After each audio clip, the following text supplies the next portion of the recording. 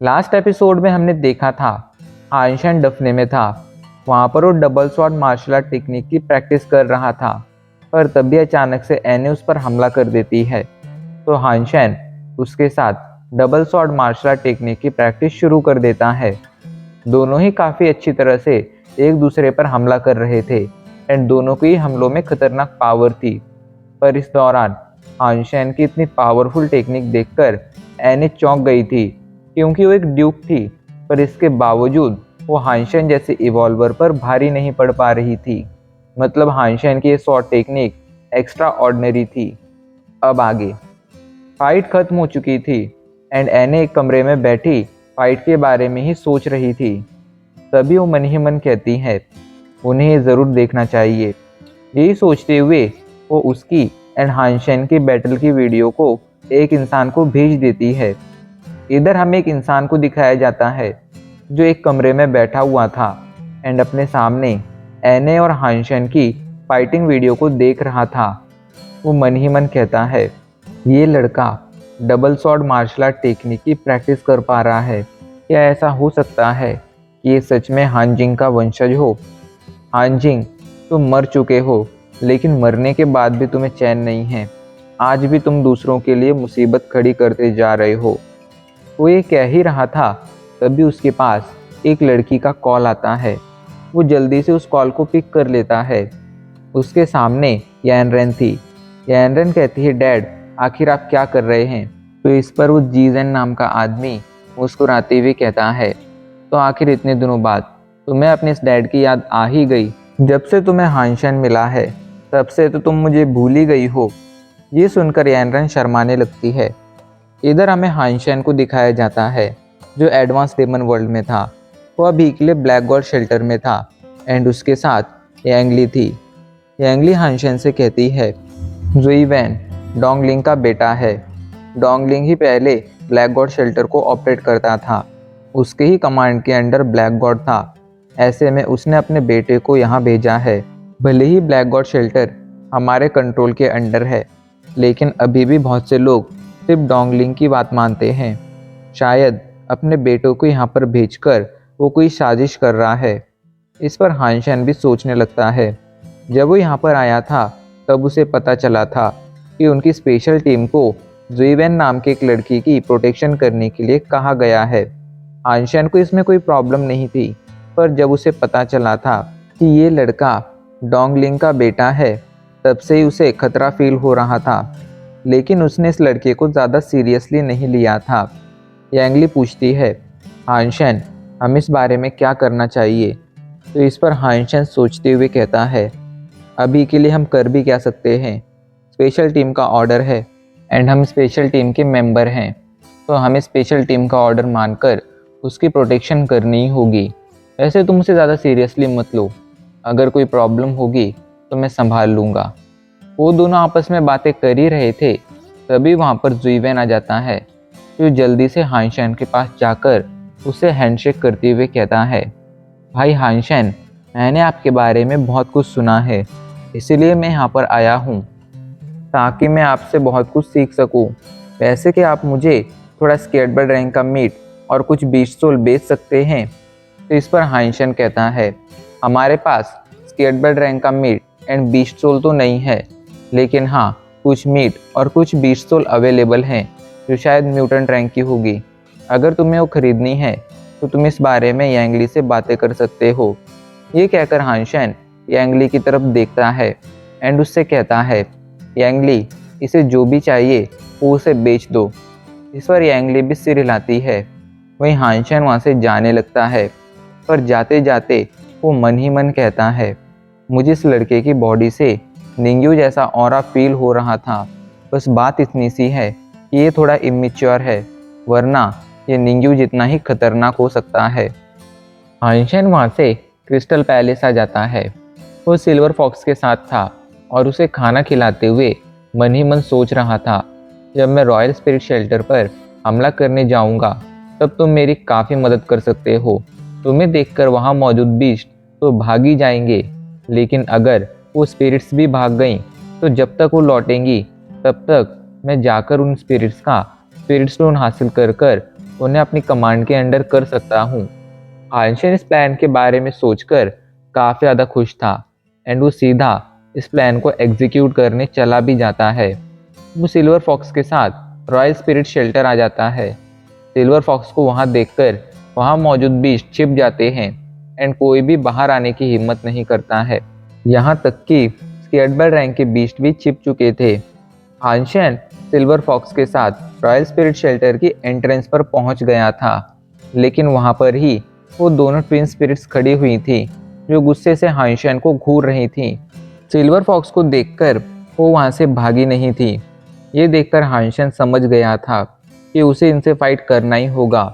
यही सोचते हुए वो जल्दी से अपना आर्मर निकालता है एंड दोनों शॉट्स निकालकर इनसे फाइट करने के लिए तैयार हो जाता है। वो दोनों स्पिरिट्स हानशन पर हमला करना शुरू कर देती हैं, तो हानशन अकेला जाकर उनसे फाइट करने लगता है। हानशन इजीली उनके हमलों को डिफेंड कर पा रहा था एंड उन पर मौका देखकर अटैक भी कर पा रहा था, लेकिन थोड़ी देर में वो समझ गया था कि उसने दोनों ट्विन स्पिरिट्स को कम आंक लिया था। वो दोनों ट्विन स्पिरिट्स एक साथ मिलकर बहुत ज़्यादा पावरफुल हो जाती थी। ऐसे में अब हानशन के लिए उनके साथ आगे लड़ना बहुत ज़्यादा मुश्किल हो रहा था। वो दोनों ट्विन स्पिरिट एक के बाद एक हानशन पर खतरनाक हमले करती हैं, जिस वजह से हानशन घायल होने लगता है। वो काफ़ी कोशिश करता है इनसे फाइट बैक करने की, लेकिन इसका कोई फ़ायदा नहीं होता है एंड एंड में उसे भागना ही पड़ता है। लकीली उसके पास पंख थे, वरना आज तो यहाँ पर वो मारा ही जाता। हानशन वहाँ से भाग गया था, लेकिन अब वो ट्विन स्पिरिट्स हानशन से बहुत ज़्यादा नाराज़ हो गई थी एंड उन्होंने भी डिसाइड कर लिया था कि अगली बार जब भी वो हानशन से मिलेंगी तो उसे ज़िंदा नहीं छोड़ेंगी। इधर हानशन वहाँ से क्रिस्टल पैलेस आ गया था। बेचारे को काफ़ी सारी चोटें लग गई थी। मैंने तुम्हारा कितना ख्याल रखा, तुम्हें कितना खाना खिलाया, लेकिन इसके बावजूद तुम उन दो ट्विन स्पिरिट्स को वहाँ पर भगा नहीं पाए। उल्टा फाइट के दौरान तुम वहाँ पर सिर्फ किसी मूर्ति की तरफ बैठे रहे एंड तुमने कुछ नहीं किया। तुम कितने ज़्यादा अनग्रेटफुल हो। हानशन उसे डांट भले ही रहा था, लेकिन वो भी समझता था कि इसमें सिल्वर फॉक्स की गलती नहीं थी। भले ही वो एक सुपर बीस्ट था, लेकिन अभी भी बच्चा था।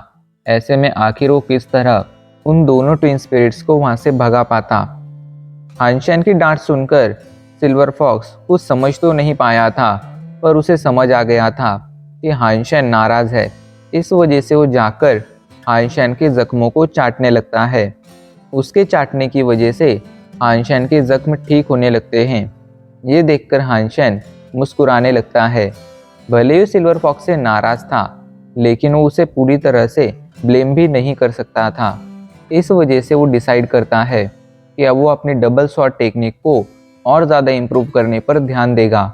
उसे समझ आ गया था कि अभी अपने करंट स्टेट के साथ वो उन दोनों ट्विन स्पिरिट्स को नहीं मार सकता है, इसलिए अब वो खुद को और ज़्यादा इम्प्रूव करना चाहता था। हानशन को पता था कि जब तक उसके पास सिल्वर फॉक्स है, तब तक शेल्टर में मौजूद एलियंस उसके पास आने तक से डरेंगे। अब बस ज़रूरत थी उसे अपनी स्ट्रेंथ इम्प्रूव करने की। यही सोचते हुए क्रिस्टल पैलेस से आइस फील्ड आ जाता है। वो आइस फील्ड में घूम ही रहा था, पर तभी अचानक से उसे कुछ फील होता है एंड वो एक डायरेक्शन की तरफ देखते हुए कहता है, दोस्त, आखिर तुम कितनी देर तक छिपे रहोगे? चलो अब सामने आ जाओ। उसके ऐसा कहने के कुछ देर बाद उसके सामने एक लड़का आकर खड़ा हो जाता है। हानशन इसे अच्छी तरह से पहचानता था, क्योंकि ये कोई और नहीं बल्कि जुयांग का भाई जुकैंग था। जुकैंग को वहाँ पर देखकर हानशन सोच में पड़ गया था कि आखिर वो यहाँ पर क्या कर रहा है। पर इससे पहले कि वो कुछ समझ पाता, जुकैंग उस पर हमला करना शुरू कर देता है। उसकी स्पीड बहुत ज़्यादा थी। हानशन बड़ी मुश्किल से उसका हमला डॉच कर पाया था, जिसके बाद वो गुस्से में कहता है, जुकैंग, हम दोनों दुश्मन नहीं हैं, तो आखिर तुम मुझ पर हमला क्यों कर रहे हो? तो इस पर जुकैंग कहता है, तुम्हारी वजह से हमारी जू फैमिली की काफ़ी ज़्यादा इंसल्ट हुई है। तुमने मेरे भाई को हराकर बहुत ही गलत किया है एंड अब इसकी सज़ा मैं तुम्हें दूंगा। ये कहकर वो हानशन पर एक के बाद एक पंच मारना शुरू कर देता है। तो हानशन अपनी स्वॉर्ड से उसके हमलों को रोकना शुरू कर देता है। जूकेंग हानशेन पर कई बार आइस फिस्ट से हमला करता है, लेकिन हानशेन हर बार उसके हमले को ब्लॉक कर पा रहा था। ये देखकर वो भी हानशेन से इम्प्रेस हो गया था। वो हंसते हुए कहता है, तुम्हारे अंदर कुछ तो बात है जो तुम मेरे हमलों को ब्लॉक कर पा रहे हो, पर अब आगे तुम मेरे हमलों को ब्लॉक नहीं कर पाओगे। ये कहकर वो जल्दी से आई जेट स्किन को एक्टिवेट कर लेता है। जैसे ही वो आई जेट स्किन को एक्टिवेट करता है, उसकी बॉडी से एक पावरफुल कोल्ड ऑरा निकलने लगता है। ये देखकर हानशेन थोड़ा सोच में पड़ गया था। जब वो आई जेट स्किन का यूज़ करता था, तब उसकी बॉडी से कोई कोल्ड ऑरा नहीं निकलता था। पर ऐसा क्यों होता था, ये उसे अभी तक समझ नहीं आया था। इधर जूकेंग अब हानशेन को अपनी आई जेट स्किन की पावर के साथ पंचेस मारना शुरू कर देता है। आई जेट स्किन का यूज़ करने की वजह से उसकी पावर और स्पीड दोनों ही बहुत ज़्यादा बढ़ गई थी। उसका हमला तेजी से हानशेन की तरफ बढ़ रहा था। ये देखकर हानशेन जल्दी से उसके हमले को ब्लॉक करता है। हानशेन ने उसके हमले को ब्लॉक तो कर लिया था, पर उसे कुछ गड़बड़ फील हो रही थी।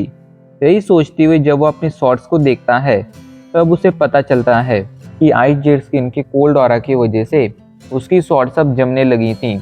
वो कोल्ड ऑरा इतना ज़्यादा खतरनाक था कि हानशेन की बॉडी के अंदर फैलते हुए उसके खून को जमाता जा रहा था। ये देखकर हानशेन जल्दी से आई जेट स्किन को एक्टिवेट करता है। आई जेट स्किन एक्टिवेट होते ही वो कोल्ड ऑरा हानशेन की आई जेट स्किन में समा जाता है एंड हानशेन की बॉडी नॉर्मल हो जाती है।